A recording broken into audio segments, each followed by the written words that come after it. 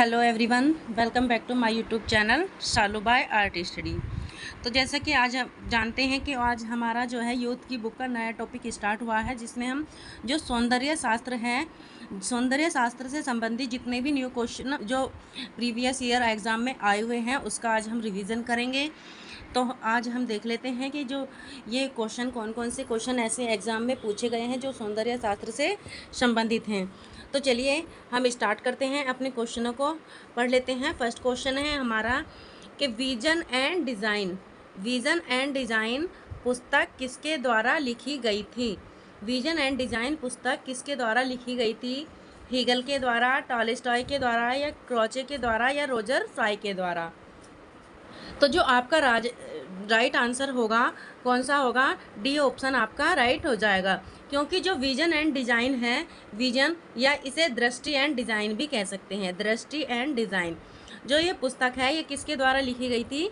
Roger fry के द्वारा लिखी गई थी। तो चलिए डिस्क्रिप्शन देख लेते हैं कि विजन एंड डिज़ाइन नामक पुस्तक के लेखक कौन है? रोजर फ्राई है। देखिए यहाँ पर इसका जन्म दिया हुआ है, जन्म एग्ज़ाम में नहीं पूछता है, लेकिन यहाँ पर आपके सुविधा के लिए मैं आपको पढ़ लेती हूँ कि जो रोजर फ्राई है उनका जन्म जो हुआ था 14 दिसंबर 1866 को लंदन में हुआ। कहाँ पर हुआ? लंदन में हुआ। आपको स्थान याद रख लेना है कि कहाँ पर हुआ था, लंदन में हुआ था। इनकी मृत्यु 9 सितंबर 1934 को लंदन यूनाइटेड किंगडम में हुई थी। ये एक क्या थे? एक ब्रिटेन के ये एक चित्रकार थे और कला समीक्षक थे। देखिए ये आपको यहाँ से याद रख लेना है कि ये एक ब्रिटेन के थे और क्या थे? चित्रकार थे और कला समीक्षक थे। तो ये क्या थे? एक चित्रकार और कला समीक्षक थे। इनके द्वारा जो उल्लेखनीय कार्य हुए हैं वो कौन सा है? दृष्टि और डिज़ाइन, जिसे हम विजन एंड डिज़ाइन भी कह सकते हैं। और जो जियोवानी बेलिनी है ये 1899 में प्रकाशित हुई थी, ये भी इनके द्वारा ही लिखी गई थी। अब जो इनकी जो कुछ पुस्तकें हैं देख लेते हैं इनकी पुस्तकों को। जियोवानी बेलिनी जो थी 1899 ईस्वी में ये प्रकाशित हुई थी, और विजन एंड डिज़ाइन 1920 ईस्वी में ये प्रकाशित हुई थी। तीसरी है ट्रांसफॉर्मेशन भी किसकी है? ये रोजर फ्राई की, जो 1926 ईस्वी में ये प्रकाशित हुई थी। चौथी है सेजेन जो 1927 ईस्वी में प्रकाशित हुई थी, और पांचवी है हेनरी मैटिस जो 1930 ईस्वी में प्रकाशित हुई थी। तो देखिए ये आपको याद रख लेनी है, ये पांचों जो पुस्तकें हैं। और जो रोजर फ्राई हैं सन 1933 में इन्हें रोजर फ्राई को कैम्ब्रिज यूनिवर्सिटी में, कहाँ पर? कैम्ब्रिज यूनिवर्सिटी में ललित कला का स्लेड प्रोफेसर के रूप में इन्हें नियुक्त किया गया था।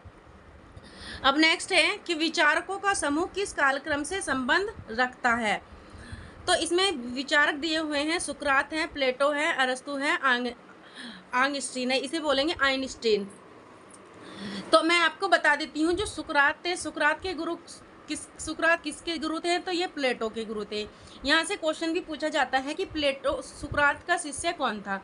तो सुकरात का शिष्य प्लेटो था, जबकि प्लेटो का शिष्य कौन था? अरस्तु था। तो ये अरस्तु के गुरु प्लेटो के गुरु सुकरात। लेकिन इसमें क्या पूछा गया है कि इनका कालक्रम पूछा गया है। तो सुकरात का जो जन्म हुआ था, इसमें देखिए आपको ये कंफ्यूज करने वाला क्वेश्चन है, मैं आपको बता देती हूँ इसका आंसर क्या है। आपका ए ऑप्शन इसमें सही हो जाएगा, क्योंकि जो सुकरात थे, सुकरात से ही ये मैच करता है। सुकरात का जन्म जो हुआ था 430 ईसा पूर्व को यूनान में हुआ था। तो इसमें आपका आंसर ये ए सही हो जाएगा। इनकी जो मृत्यु हुई थी 399 ईसा पूर्व में एथेंस यूनान में इनकी मृत्यु हुई थी। और सुकरात ने बुद्ध की तरह किसी भी ग्रंथ की रचना नहीं की थी। जो सुकरात थे उन्होंने क्या किया था कि किसी भी ग्रंथ की इन्होंने रचना नहीं की थी। इनका एक कथन था कि देखो ये जो इन्होंने कथन पूछा हुआ है, ये भी एग्जाम में पूछा गया है कि मैं जानता हूँ कि मैं कुछ नहीं जानता हूँ। इन्होंने एक कथन दिया था कि मैं यह जानता हूँ कि मैं कुछ नहीं जानता हूँ। तो ये आपको याद रख लेना है। आगे है जो प्लेटो थे, प्लेटो का जन्म 427 ईसा पूर्व में यूनान में हुआ था। प्लेटो भी कहाँ हुआ था? इनका जन्म भी तो यूनान में हुआ था, और ये सुकरात के शिष्य थे। इनकी मृत्यु 347 ईसा पूर्व एथेंस में हुई थी। यह भी यूनान के एक दार्शनिक थे। कभी कभी आपसे पूछ लिया जा सकता है कि प्लेटो क्या थे? तो प्लेटो एक यूनान के दार्शनिक थे। नेक्स्ट है जो प्लेटो की पुस्तकें हैं कौन कौन सी हैं? Apiology FIDO, symposium, Republic. देखिए ये रिपब्लिक जो पुस्तक है ये वेरी वेरी इंपॉर्टेंट है, क्योंकि ये भी एग्जाम में क्वेश्चन पूछा गया है। तो अब जो प्लेटो का कथन था, प्लेटो ने कला के बारे में क्या कहा था कि कला जो है सत्य की अनुकृति है। आपको ये जो है परिभाषा याद रख लेनी है कि कला जो है सत्य की अनुकृति है। ये किसके द्वारा कथन दिया गया है? तो यह प्लेटो के द्वारा दिया गया है। आगे है कि अरस्तु जो थे, अरस्तु का जन्म 384 ईसा पूर्व में यूनान में हुआ था। देखिए अरस्तु भी कहाँ के थे? यूनान के थे, और ये जो थे प्लेटो के शिष्य थे, जो मैंने अभी आपको बताया। इनकी जो पुस्तकें थी कौन कौन सी थी? पोएटिक्स और रहेटिक्स। पोएटिक्स और रहेटिक्स जो थी ये अरस्तु की पुस्तकें थी, और इनका कथन क्या था कि कला अनुकरणीय मूल है या कला अनुकरण है। तो अरस्तु का क्या कथन था? कला अनुकरणीय मूल है या कला अनुकरण है। तो ये अरस्तु के द्वारा कहा गया था। अब नेक्स्ट क्वेश्चन है कि किसने कहा कला एक सहज ज्ञान है? किसने कहा कला एक सहज ज्ञान है? तो लियोनार्डो विंची ने कहा, आदि शंकराचार्य ने कहा, बेनेडिक्टो क्रोचे ने कहा, या स्वामी रामतीर्थ ने कहा। तो ये जो क्वेश्चन कथन दिया गया है कि कला एक सहज ज्ञान है, ये बेनेडिक्टो क्रोचे के द्वारा कहा गया है। क्रोचे आपका सही आंसर हो जाएगा। आगे है क्रोचे ने जो परिभाषाएं दी है, और कौन सी परिभाषा है इनके द्वारा दी गई है कि कला अंतःप्रज्ञा या इंट्यूशन की अभिव्यक्ति है। कला अंतःप्रज्ञा या इंट्यूशन की अभिव्यक्ति है, ये क्रोचे के द्वारा कहा गया है। जबकि प्लेटो ने कहा है कि कला सत्य की अनुकृति है। देखिए यहाँ पर ये परिभाषाएं हैं, आपको यहाँ से स्क्रीनशॉट लेना हो तो ले सकते हैं। देखिए यहाँ पर जो है ये परिभाषाएं हैं, आपको याद रख कर लेनी है। तो जो है कला जो है सत्य की अनुकृति है, ये किसने कहा? ये प्लेटो ने कहा। कला अनुकरण है, ये अरस्तु के द्वारा कहा गया। कला आदि भौतिक सत्ता को व्यक्त करने का माध्यम है, तो ये किसके द्वारा कहा गया है? हीगल के द्वारा ये कहा गया है। कला कल्पना की अभिव्यक्ति है, तो ये किसने कहा? शैली के द्वारा दिया गया कथन है। और जो रस्किन के द्वारा कहा क्या कहा गया है कि कला ईश्वरीय कृति के प्रति मानव आह्लाद की अभिव्यक्ति है, तो ये रस्किन के द्वारा दिया गया कथन है। नेक्स्ट क्वेश्चन है कि अलेक्जेंडर गार्टियस बामगार्टन को किस क्षेत्र में योगदान देने के लिए जाना जाता है? देखिए यहाँ पर ये क्वेश्चन को बढ़ाने के लिए इतना बड़ा नाम दे दिया जाता है। आपको सिर्फ ध्यान रख लेना है कि बामगार्टन को किस क्षेत्र में योगदान देने के लिए जाना जाता है? ए है गणित या सौंदर्य शास्त्र या फ्रेंच काव्य या इनमें से कोई नहीं। तो जो आपका आंसर है, आपका क्या आंसर हो जाएगा? तो बामगार्टन क्या थे? बामगार्टन एक सौंदर्य शास्त्री थे। कौन थे? सौंदर्य शास्त्री थे। इन्हें ही सौंदर्य शास्त्र का जनक माना जाता है। आपसे क्वेश्चन पूछ लिया जा सकता है कि सौंदर्य शास्त्र का जनक किसे माना जाता है? तो बामगार्टन को सौंदर्य शास्त्र का जनक माना जाता है। आपका बी आंसर सही हो जाएगा। अब डिस्क्रिप्शन देख लेते हैं कि बामगार्टन जो थे सौंदर्य शास्त्र का इन्हें जनक माना जाता है। इनका जन्म 17 जुलाई 1714 ईस्वी को बर्लिन जर्मनी में हुआ था। देखिए आपसे डेट आपसे नहीं पूछेगा, जबकि स्थान आपको जरूरी ही याद रख लेना है कि ये कहाँ के थे, तो जर्मनी के थे। इनकी जो मृत्यु थी 1762 ईस्वी में हुई थी। इनके उल्लेखनीय विचार क्या थे कि कामुक अनुभूति की पूर्णता के रूप में सौंदर्य शास्त्र, और इनकी जो पुस्तक थी एस्थेटिक्स क्या थे? सौंदर्य शास्त्र जो थी, इनकी ये पुस्तक भी थी। इन्हें सौंदर्य शास्त्र का जन्म भी माना जाता है। नेक्स्ट क्वेश्चन है कि द सेंस ऑफ ब्यूटी सौंदर्य शास्त्र की पुस्तक के लेखक कौन हैं? द सेंस ऑफ ब्यूटी सौंदर्य शास्त्र की पुस्तक है, इसके लेखक कौन है? जॉर्ज सांताइना हैं, या क्रोचे हैं, हर्बर्ट रीड हैं, या अरस्तु हैं। तो जो सेंस ऑफ ब्यूटी पुस्तक लिखी गई है वो जॉर्ज सांताइना के द्वारा लिखी गई है। आपका ए आंसर सही हो जाएगा, जॉर्ज सांताइना। यह जो थी सौंदर्य शास्त्र की पुस्तक थी। आगे है कि द सेंस ऑफ ब्यूटी जो है सौंदर्य शास्त्र की पुस्तक है, जॉर्ज सांताइना के द्वारा लिखी गई है। और जो इनकी पुस्तक है द लाइफ ऑफ रीजन जो है, द लाइफ ऑफ रीजन, ये भी पुस्तक किसकी है? जॉर्ज सांताइना की है। अब आगे है सौंदर्य शास्त्र संवेदनात्मक, भावनात्मक गुणधर्म और मूल्यों का अध्ययन है। सौंदर्य शास्त्र क्या है? जो हमारी संवेदनात्मक भावनाएं होती हैं, उन गुणधर्म जो होते हैं उनका क्या है? अध्ययन है। कला, संस्कृति और प्रकृति प्रति अंकन की सौंदर्य शास्त्र है। सौंदर्य शास्त्र दर्शन शास्त्र का एक अंग है। देखिए यहाँ पे आपको याद रखने वाली बात है कि सौंदर्य शास्त्र एक अंग है, तो किसका अंग है? ये दर्शन शास्त्र का अंग है। किसका अंग है? दर्शन शास्त्र का। और इसे सौंदर्य मीमांसा अथवा आनंद मीमांसा भी कहते हैं। सौंदर्य शास्त्र को क्या कहा जाता है? सौंदर्य मीमांसा तथा सौंदर्य आनंद मीमांसा भी कहा जाता है। आगे है कि मीनिंग ऑफ आर्ट। देखिए ये भी आपके लिए इम्पोर्टेंट है कि मीनिंग ऑफ आर्ट के लेखक हैं कौन है? हर्बर्ट रीड हैं। मीनिंग ऑफ आर्ट के लेखक कौन है? हर्बर्ट रीड हैं। देखिए मैं डिस्क्रिप्शन आपको ऐसा है जहाँ पे इम्पोर्टेंट चीज़ें लिखी हुई हैं, आप उसे अपनी नोटबुक में नोट भी कर सकते हैं। तो मैं वहाँ पे जो है अंडरलाइन कर देती हूँ, आपको नोट करना है तो नोट भी कर सकते हैं, क्योंकि यहाँ पर जो है क्वेश्चन आपके पूछे डायरेक्ट ही जाते हैं। तो जो मीनिंग ऑफ आर्ट है वो किसकी पुस्तक है? हर्बर्ट रीड की पुस्तक है। ये भी प्रीवियस ईयर एग्जाम में आया हुआ क्वेश्चन है। आगे है कि पाश्चात्य सौंदर्य शास्त्र अनुकृति सिद्धांत के प्रणेता पहले कौन है? प्लेटो हैं। उसके बाद कौन है? अरस्तु हैं। यहाँ पे बताया गया है कि जो सौंदर्य शास्त्र है, पाश्चात्य सौंदर्य शास्त्र जो अनुकृति सिद्धांत है, मेमिसिस थ्योरी है, उसके पहले प्रणेता तो प्लेटो को माना जाता है। उसके बाद किसे माना जाता है? अरस्तु को माना जाता है। अब नेक्स्ट क्वेश्चन है कि इनमें से अभिनव गुप्त के अनुसार नवा रस कौन सा है? तो आपको पता होगा ये क्वेश्चन वेरी इजी सा क्वेश्चन है कि अभिनव गुप्त ने कौन सा रस जोड़ा था? तो शांत रस, नवा रस जोड़ा था अभिनव गुप्त ने, क्योंकि भरत मुनि ने केवल 8 रस बताए थे।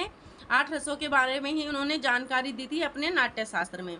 तो नवा रस जो जोड़ा गया था वो अभिनव गुप्त के द्वारा जोड़ा गया था। आपका डी आंसर में सही हो जाएगा।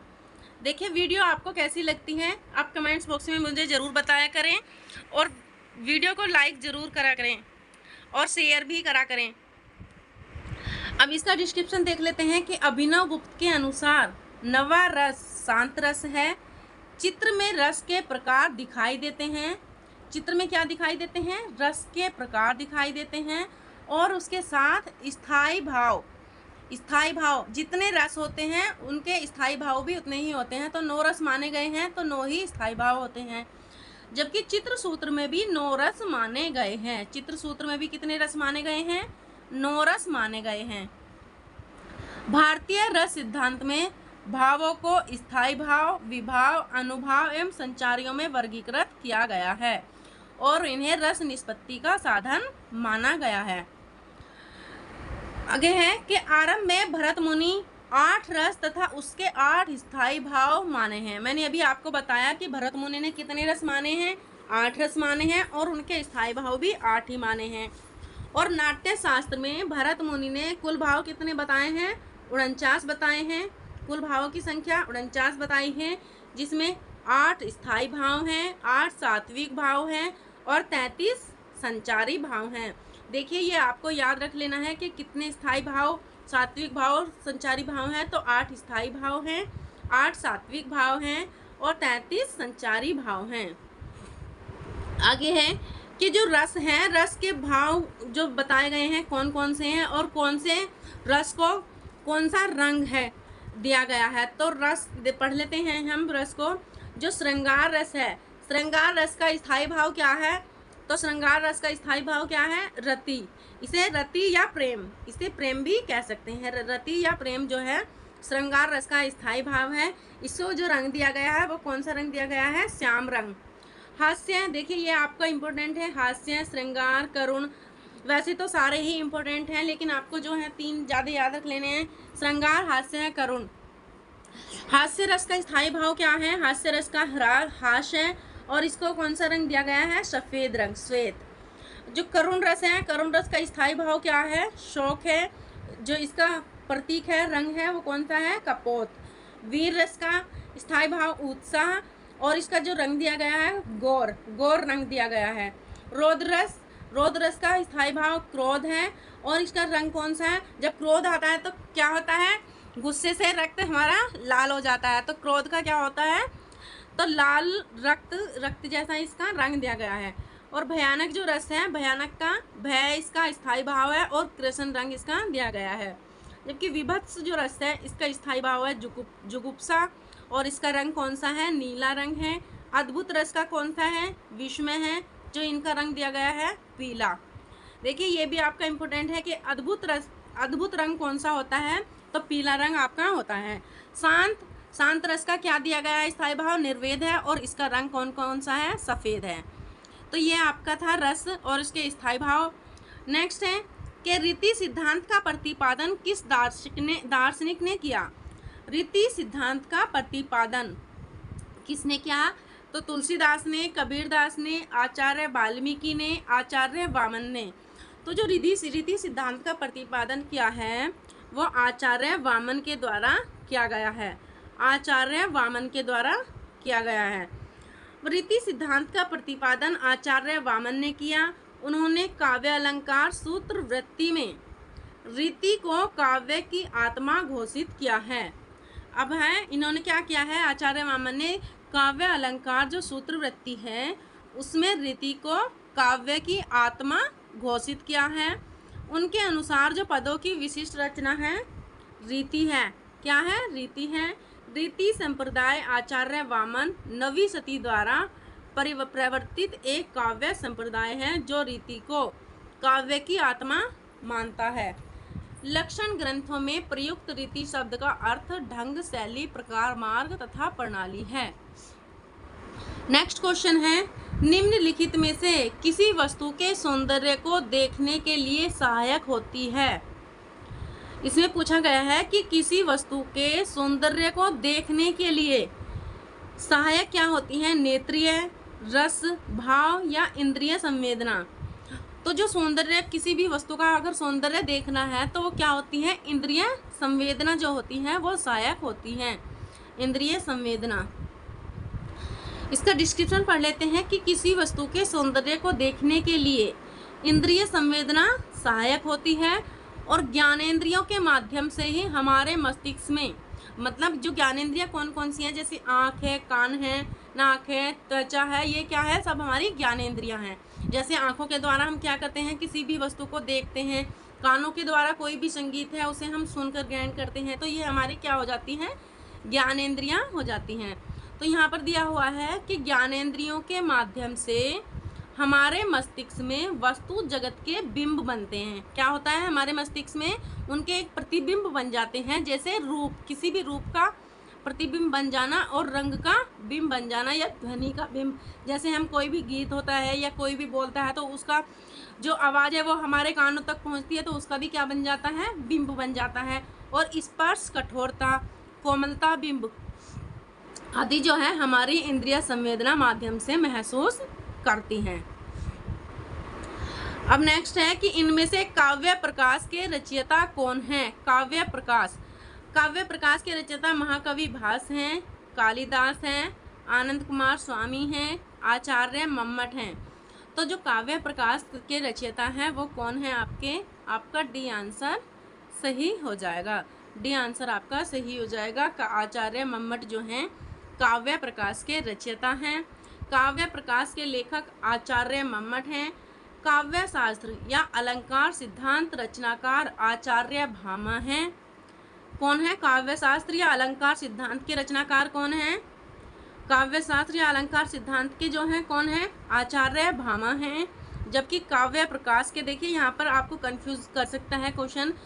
यहाँ पर दिया हुआ है कि काव्य प्रकाश के आचार्य मम्मट, काव्य प्रकाश के आचार्य मम्मट और काव्य शास्त्र के या इसे अलंकार सिद्धांत के कौन है? आचार्य भामा हैं।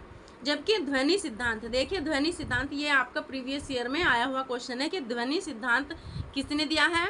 तो यह आनंदवर्धन ने दिया है। ध्वनि सिद्धांत किसने दिया है? आनंदवर्धन ने दिया है। और अभिव्यक्तिवाद का सिद्धांत किसने दिया है? अभिनव गुप्त ने दिया। और अनुमितिवाद का सिद्धांत जो किसने दिया? अभिव्यक्तिवाद अभिनव गुप्त, जबकि अनुमितिवाद जो है वो शंकुक ने दिया। और भुक्तिवाद का सिद्धांत जो है भट्टनायक ने प्रतिपादित किया है। देखिए यहाँ से भी आपका एक क्वेश्चन तो जरूर ही बनता है, ये आपको स्क्रीनशॉट ले लेना है और अच्छे से इसे याद कर लेना है। तो देखिए आज की वीडियो जो मैं आगे आपको बताऊंगी तो काफ़ी लंबी वीडियो हो जाएगी, इससे तो ऐसा करते हैं हम इसे वीडियो को यहीं पे रोकते हैं और अगली वीडियो में हम इसके बारे में और डिस्कस करते हैं। तो आपसे मिलते हैं नेक्स्ट वीडियो में। आपको वीडियो कैसी लगी कमेंट्स बॉक्स में ज़रूर बताएं और वीडियो को लाइक करना है, शेयर करना है और चैनल पर नए हैं तो चैनल को सब्सक्राइब करना है। Thank you.